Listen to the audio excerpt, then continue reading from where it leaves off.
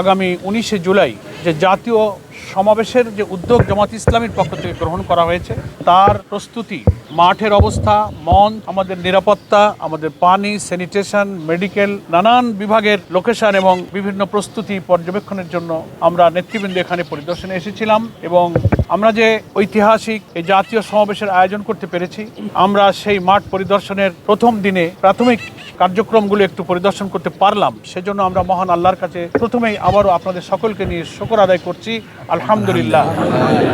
ঢাকা মহানগরীর দক্ষিণের, উত্তরের সহকারী সেক্রেটারি সহ অনেক নেতৃবৃন্দ এখানে উপস্থিত আছেন। ইসলামী ছাত্র শিবির এবং শ্রমিক কল্যাণ ফেডারেশনের অনেক নেতৃবৃন্দ আছেন।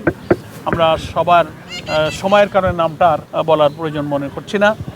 আমরা আল্লাহর কাছে শুকরিয়া আদায় করেছি, আমাদের যারা সারা দেশ থেকে এবং ঢাকা মহানগরীর লক্ষ লক্ষ মানুষ এখানে আসবেন, তাদের নামাজ, তাদের ওযু, তাদের অন্যান্য প্রয়োজন কিভাবে পূরণ করা যায় আমরা সেসব পরিকল্পনা নিয়েছি এবং আজকে কিছু ব্যবস্থা আমরা দেখলাম। আমাদের মেডিকেল বিভাগও থাকবে। তো আমরা দেশবাসীর কাছে অত্যন্ত কৃতজ্ঞতার সাথে আমাদের প্রস্তুতি যে সুষ্ঠু সুন্দরভাবে হচ্ছে, আমাদের বাস্তবায়ন কমিটি এটা নিয়ে দফায় দফায় বসছে। রাজধানী ঢাকা, পার্শ্ববর্তী জেলা এবং সারা দেশের জেলাগুলোর প্রতিনিধি হিসেবে অনেকেই এই জাতীয় সমাবেশে যোগদান করবে।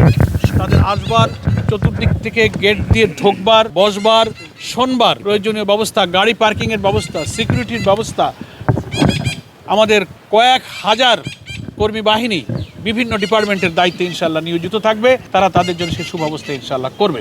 আমরা গণমাধ্যমে কর্মরত সাংবাদিক বন্ধুদের প্রতিও কৃতজ্ঞতা জানাই। আমাদের এই 19শে জুলাইয়ের জাতীয় সমাবেশের প্রস্তুতির শুরু থেকেই দেশের জাতীয় গণমাধ্যমগুলো, ইলেকট্রনিক এবং প্রিন্ট সব মিডিয়াতে তারা সাধ্যমতো এর প্রচারণা শুরু করেছেন। আমরা দেশবাসীকে চারিদিক থেকে 19শে জুলাই ঢাকা চলো এই আওয়াজ তুলে এই জাতীয় মহাসমাবেশ সফল করার জন্য, রাজধানীর ঐতিহাসিক সোহরাওয়ার্দী উদ্যানে সমবেত হওয়ার জন্য আজকে এই সোহরাওয়ার্দী উদ্যান থেকেই আমি দেশবাসীর কাছে উদাত্ত আহ্বান জানাচ্ছি আমাদের গণমাধ্যমের মাধ্যমে। আশা করি সময়ে সময়ে আমাদের এই কর্মসূচি এগিয়ে নিয়ে যাওয়ার জন্য দেশবাসীর কাছে আমাদের এই জনসভার যে মূল উদ্দেশ্য, একটি অবাধ, নিরপেক্ষ, গ্রহণযোগ্য নির্বাচনের উদ্দেশ্যে লেভেল প্লেইং ফিল্ড, নির্বাচনের পূর্বে প্রয়োজনীয় সংস্কার শেষ করা, মানবতা বিরোধী অপরাধে অভিযুক্তদের বিচারকে দৃশ্যমান করা, পিআর পদ্ধতিতে আমাদের জাতীয় নির্বাচনের যে দাবি উঠেছে সর্বমহল থেকে সেটা মেনে নেওয়া, জুলাই অভ্যুত্থানকে নিয়ে যে জুলাই ডিক্লারেশন, যে জুলাই সনদ, সেটা ঘোষণা এবং বাস্তবায়নের জন্য আমরা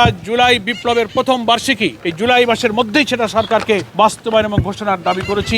সেই দাবি এই ময়দানের জনসভা থেকে উত্থিত হবে। আগামী দিনে আমাদের জুলাই অভ্যুত্থানের গণ আকাঙ্ক্ষা ধারণ করে নির্বাচিত প্রতিনিধির কাছে ক্ষমতা হস্তান্তরের জন্য যে অবাধ নির্বাচন, সেই পরিবেশ যেন নিরপেক্ষভাবে হয়। সরকার, নির্বাচন কমিশন, সমস্ত প্রশাসন যেন নিরপেক্ষভাবে মানুষের সকল সংশয়কে দূর করে নির্বাচন সুষ্ঠুভাবে পরিচালনার জন্য একটা লেভেল প্লেইং ফিল্ড, কোনো দিকে না ঝুঁকে সবার ক্ষেত্রে সমতার ভিত্তিতে যে গণদাবি উঠেছে এটা যেন নিশ্চিত করতে পারেন, এই লক্ষ্যে এই জনসভা সফল